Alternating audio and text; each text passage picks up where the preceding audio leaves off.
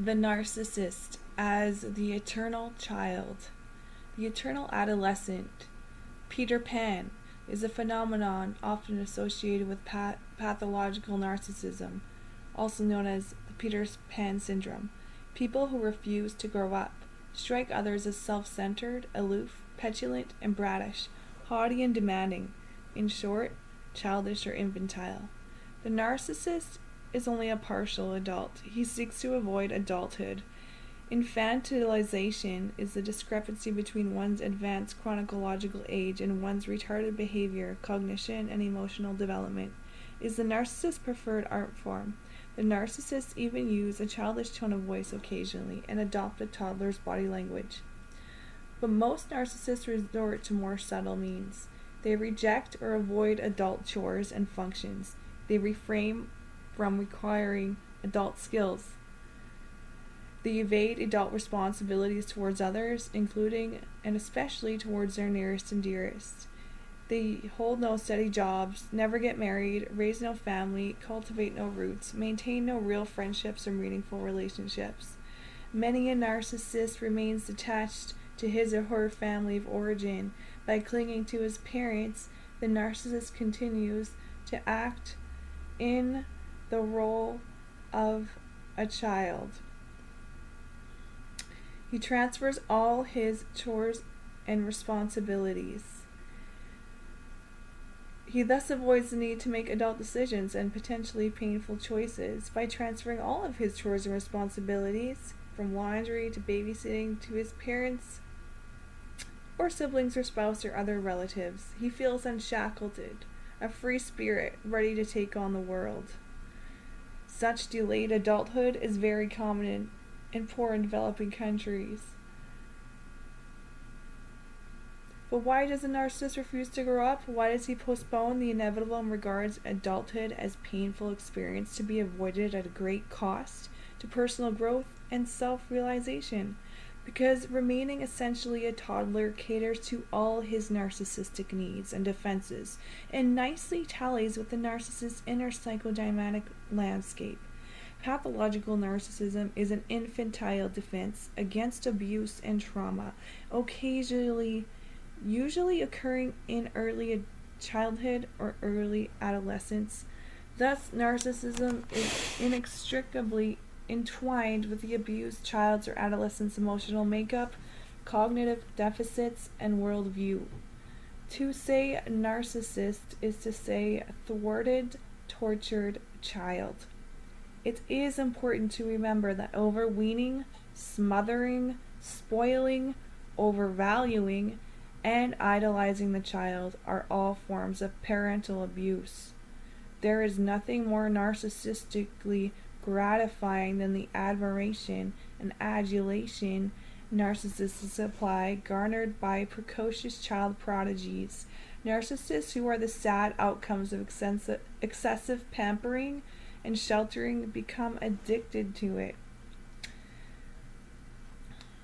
The individual narcissistically bound to the image or archetype of the divine child for identity can experience satisfaction from a concrete achievement only if it matches the grandeur of this archetypical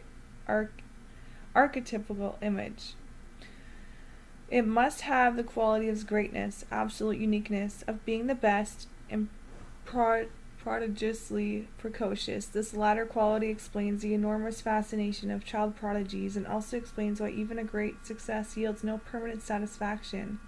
Being an adult, no accomplishment is precocious unless he stays artificially young or equates his accomplishments with those of old age. The simple truth is that children get away with narcissistic traits and behaviors. Narcissists know that, and they envy children.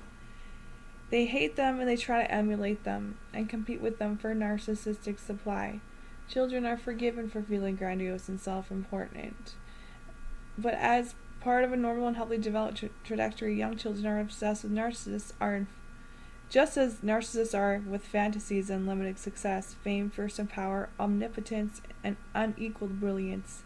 Adolescents are expected to be preoccupied with bodily beauty or sexual performance, as is a somatic narcissist, or ideal, everlasting, all-conquering love or passion. What is normal in the first 16 years of life is labeled a pathology later on.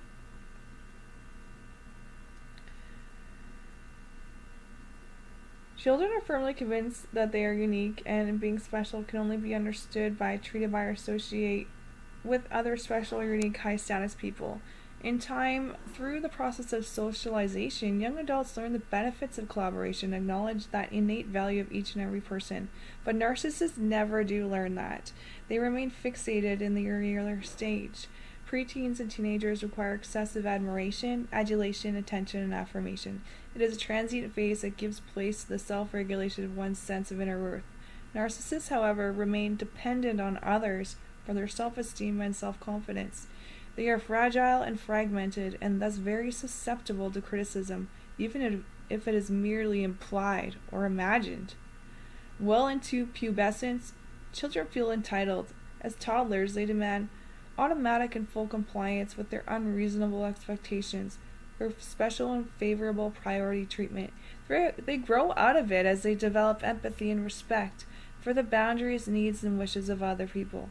Again, narcissists never mature like this, or in this sense, in any way. Children, like adult narcissists, are interpersonally exploitative. They use others to achieve their own ends. During the formative years, from 0 to 6 years old, they are devoid of empathy. They are unable to identify with, acknowledge, or accept feelings, needs, preferences, priorities, and choices of others. Both adult narcissists and young children are envious of others and sometimes seek to hurt or destroy the causes of their frustration.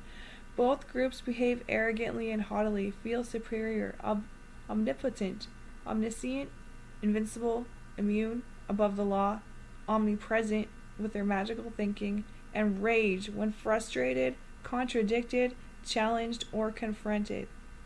The narcissist seeks to legitimize his childlike conduct and infantile mental world by actually remaining a child, by refusing to mature and to grow up, by avoiding the hallmarks of adulthood, and by forcing others to accept him as the pure Eternus, the eternal youth, a worry-free, unbounded Peter Pan.